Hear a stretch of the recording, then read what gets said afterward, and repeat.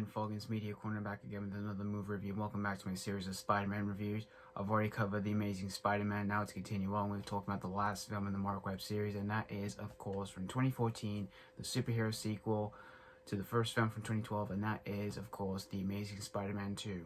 So like I said, this was directed once again by Marc Webb, who directed the previous movie, The Amazing Spider-Man, and in this sequel, it continues on after the events of the first film, where Peter Parker, aka Spider-Man, is back, once again played by Andrew Garfield, and he's basically trying to cope after what he faced through in the end of the first film, which, if I won't say what happened at the end of the first film, because it will be spoilers for those who have not seen The Amazing Spider-Man, but basically he's still trying to be a friendly neighborhood Spider-Man, although a few things have not been going well for him lately, like because he's still like having a bit of flashbacks from what happened in the first film, and his relationship with Gwen Stacy, who's once again played by Emma Stone.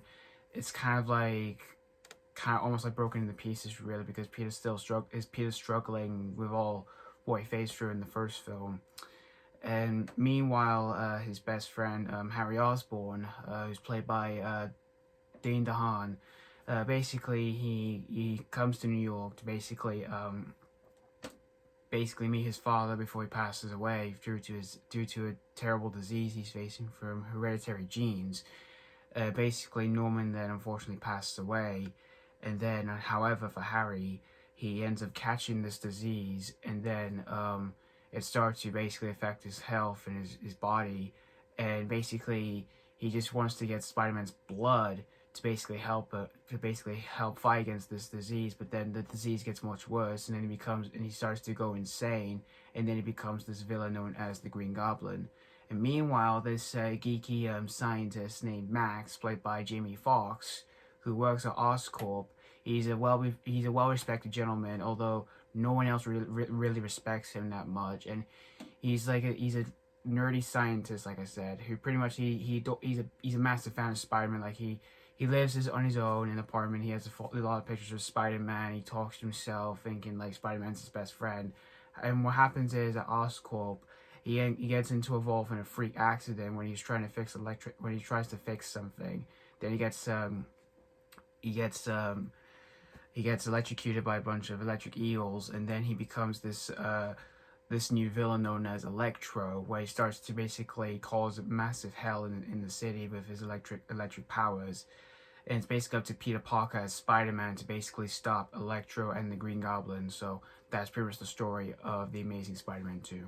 Now, for me, going into the sequel for this movie, I did not see this in the cinemas when it came out in 2014, although I remember this movie being everywhere back in 2014 when the movie was coming out, as well as a few merchandises and all that, like some toys and all that, as well as, the video game for the PS4 and Xbox and all that, and other consoles and everything like that.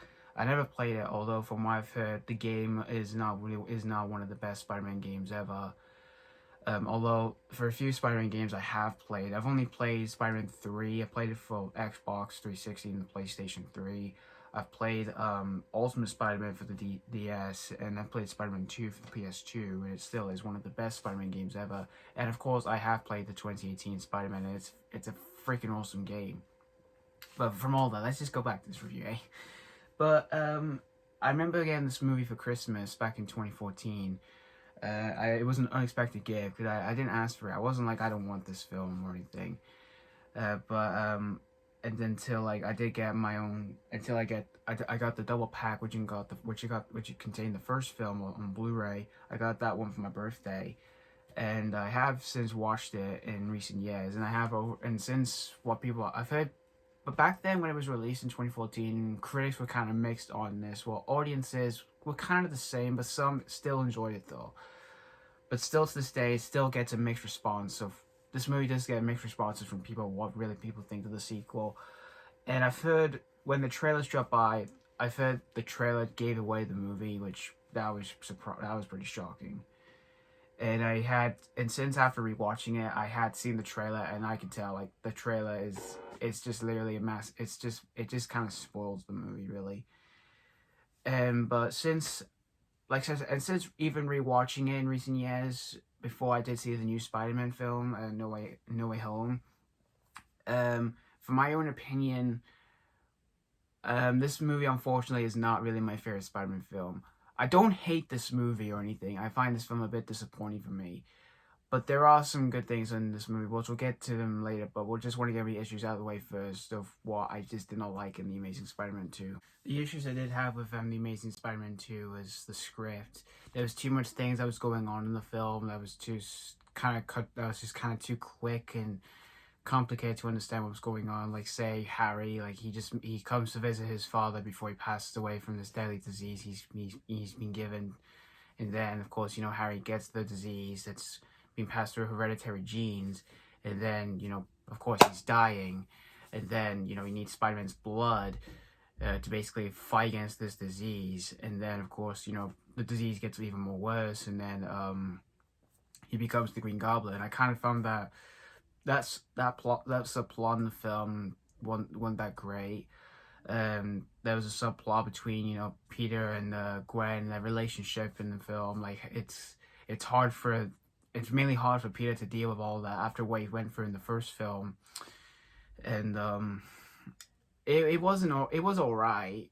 But I like the chemistry between Garfield and Stone together, who played Peter and Gwen in this film. I kind of like the chemistry together in this film. I thought it was kind of cute, but other plot holes in this film, you've got like Max Dillon, who, like I said, he's a nerdy scientist that no one respects at all, and he talks to himself pretty much because he's obsessed with Spider-Man, and then he gets involved in a freak accident involving electric eels, and of course, he becomes this new villain known as Electro.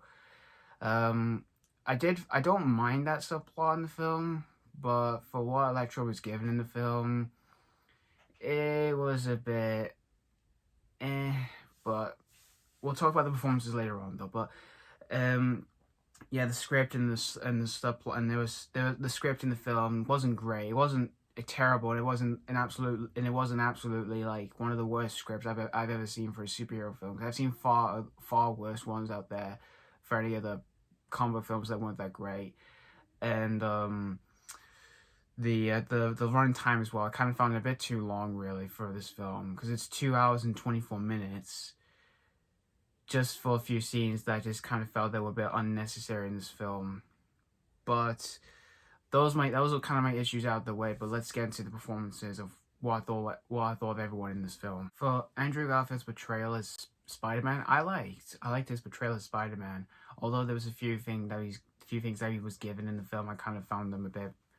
I was just like, what the heck? I was like, what the heck? I was like that when I saw it when there was a few scenes for what he was given to Spider-Man, for a few things he didn't do, but there was a few things that for what he does do in the film I did like, and really good in representing the character of Spider-Man.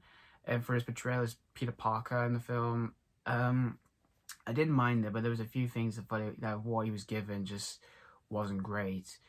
But the suit, however, for him as Spider-Man, I liked. It was much better than I liked it a bit more than the first film. The eyepieces are much huge, and the suit just looks like from the comics, and I really like the suit in this film.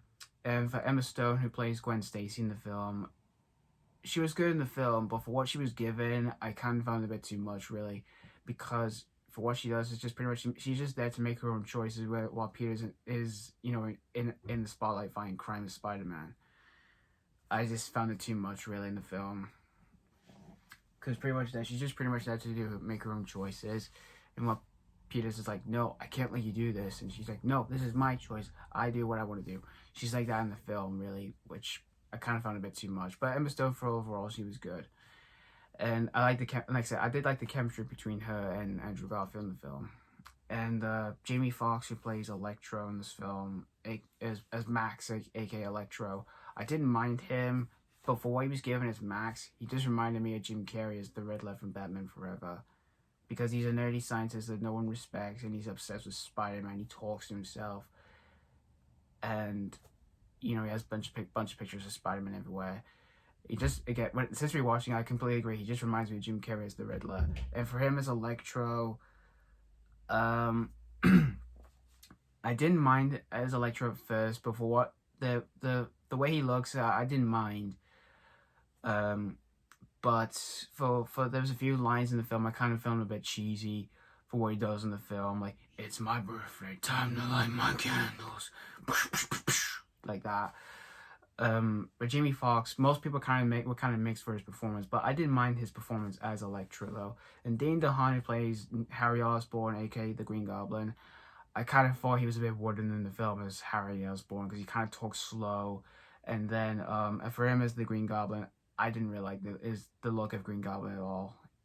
I mostly prefer Willem Dafoe's Green Goblin from Spider-Man, but yeah, I just did not really like his portrayal as the Green Goblin in this movie. And for other performances, who were also in the movie, you've got Paul Giamatti, who plays Rhino, who is another villain in this movie. I just found him way too over the top, and I thought he was just really miscast in the film. And Sally Field, who plays Aunt May, her performance is good. But for what she was given, I just didn't like it. It's just like what she was like in the first film. I just didn't like it at all. But her performance is good, and she is a pretty good actress though. From other projects I have seen her in though in the past. But the direction by Marc Webb for a few action sequences, there was some good action sequences that I enjoyed, like the Times Square scene for Spider-Man against Electro. I did like that scene. As well as a few other like action sequences, like the final battle between Spider-Man and Electro, as well as Spider-Man and the Green Goblin. There was a few moments I did like in that.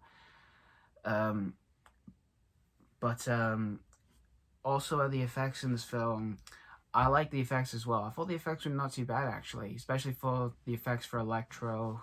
I like that, and I like that for a few action sequences in this film that for between him and Spider-Man, I liked in the movie.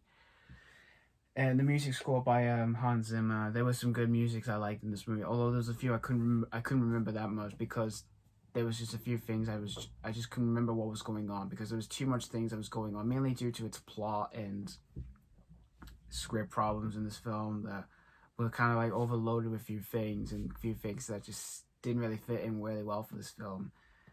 But in the end though, The Amazing Spider-Man 2, I don't hate this film. While there's a few people who may hate this film, most people are kind of mixed with this film.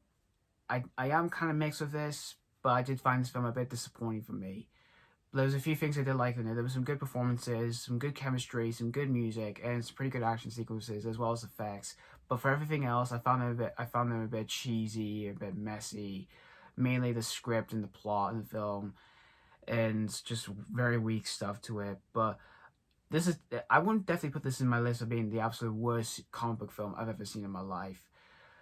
This unfortunately has to be my least favorite Spider-Man film. And like I said, it's not bad. It's not extremely bad. It's just really it's just like an overall disappointing film for me. But if you were a fan of the first film, and if you're willing to continue on, you might enjoy this, and you may not. But who knows? But that's pretty much all I have to say about The Amazing Spider-Man 2 overall. So I'm going to give The Amazing Spider-Man 2, unfortunately I'm going to have to give this movie a 2 out of 5 stars. Because again, I was a bit disappointed with this film. Again, I don't hate this film like some people did. It's just most people are kind of mixed with this film. Critics are mixed with this, audience are mixed with this, but I wouldn't say this is the worst film that ruined my favorite superhero character, Spider-Man. Because I've seen far worse superhero films out there. But anyway, thank you guys so much for watching for my review of The Amazing Spider-Man 2. And let me know what you think of The Amazing Spider-Man 2 if you have seen this already. Did you either like this or were you very let down with this film like I was? So yeah, thank you guys so much for watching, and stay tuned for more Spider-Man reviews. I've got 3 more left to do, which are Homecoming, Far From Home, and Into the Spider-Verse. And of course, I can't wait to review No Way Home soon. So thank you guys so much for watching. Stay tuned for more reviews. And as always, this has been Foggins Media Corner signing off.